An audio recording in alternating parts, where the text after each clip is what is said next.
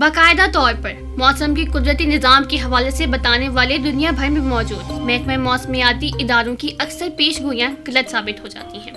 آج ہم بات کرنے والے ہیں قدرتی آفات کے حوالے سے جو دنیا بھر میں کئی ممالک میں رونما ہوئی۔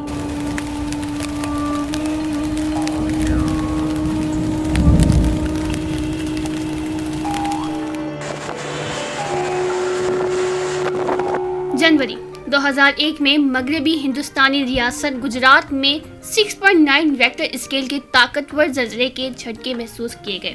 گجرات میں آنے والے اس زلزلے نے بھارت کے پچھلے 50 سالوں کا ریکارڈ توڑ دیا تھا، جبکہ اس زلزلے میں ہلاکتوں کی تعداد 20,000 سے بھی زیادہ بتائی جاتی ہے۔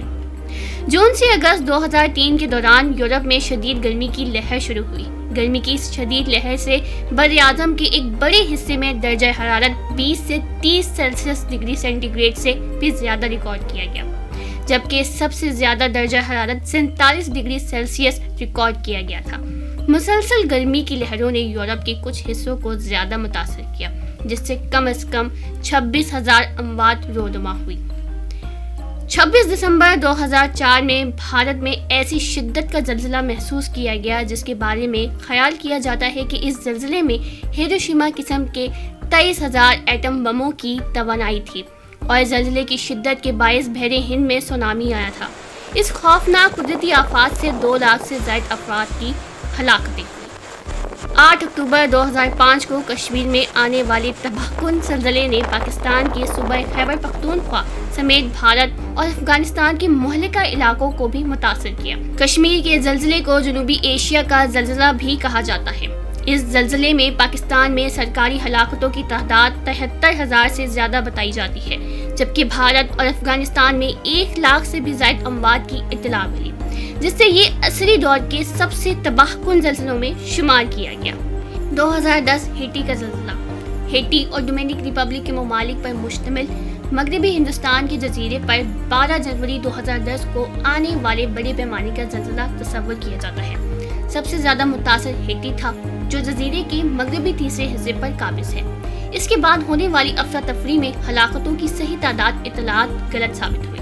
ہیٹی کی حکومت کی سرکاری تعداد 3 لاکھ سے زیادہ تھی، جو زلزلے کے نتیجے کو ریکارڈ شدہ تاریخ کی بدترین قدرتی آفات میں سے ایک بنا دی گئی، لیکن دوسرے اندازے کافی کم تھے، جس کی وجہ سے بچ جانے والے لاکھوں افراد بے گھر ہو گئے۔ جون سے اگست 2022 میں ایک بار پھر مسلسل گرمی کی لہروں نے یورپ کے کچھ حصوں کو متاثر کیا، جس سے انخلا ہوا اور گرمی سے متعلق کم از کم 26,000 اموات ہوئی، جس سے گرمی کی یہ لہریں 2022 میں سب سے مہلک موسمیاتی واقعات بن گئیں۔ 14 جولائی کو پرتگال میں سب سے زیادہ درجہ حرارت 47 ڈگری سینٹی گریڈ ریکارڈ کیا گیا۔